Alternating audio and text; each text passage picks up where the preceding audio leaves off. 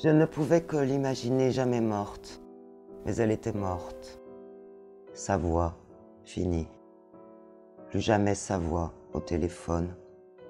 Mon écriture, ce haut et bas intime de mes vies, cette narration loufoque tarabiscotée mais si simple et innervée d'évidence, est-elle condamnée au silence avec sa disparition?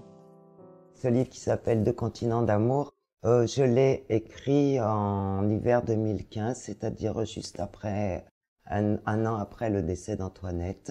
Et c'est un livre, au lieu d'aller du côté du deuil, il est allé vers un hommage et vers la vie. Bien sûr, on peut écrire autrement, sans remuer lotus et boue, mais celle qui est morte demandait lotus et boue, lumière et force et vulnérabilité. Ce livre rend hommage à cette femme remarquable qui, bon, on connaît son travail pour les femmes, mais son travail de relation d'une auteure à l'éditrice.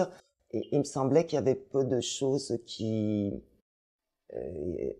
étaient creusées dans ce sens-là. Et j'ai eu envie, dans ce livre, de creuser en fait ce qu'était la relation d'une auteure. Je l'ai rencontrée, j'étais jeune, et traverser ainsi 30 années de ces rencontres avec sa voix, hein, sa voix au téléphone, qui me parlait et qui me disait par exemple des choses comme que toute femme, je pense, aimerait entendre, et toute personne humaine, c'est mais vous avez bien réussi quelque chose. C'est ça c'est ça qui m'intéresse, c'est ça que j'ai envie de lire dans vos manuscrits.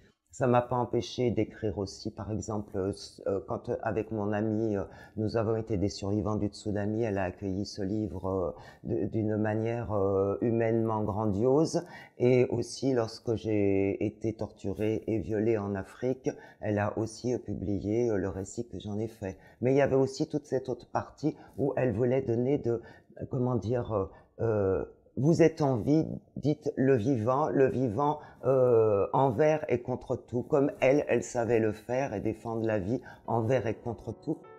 Une fidélité, me dis-je, une main tendue, qui ne s'évapore pas à cause des modes littéraires. J'ai eu la chance de la rencontrer, elle, femme hospitalière et âpre, puissante, aimée ou crainte. Pour moi, j'avais toujours l'impression que Antoinette, avec mon côté, ma vie indienne, mon indienne comme je l'appelle, elle n'était pas très en accord. Et puis finalement, en reprenant à l'envers plein de petites anecdotes avec elle, en faisant une sorte de puzzle, j'ai trouvé qu'en fait, elle n'avait pas cessé de dire oui à mon indienne.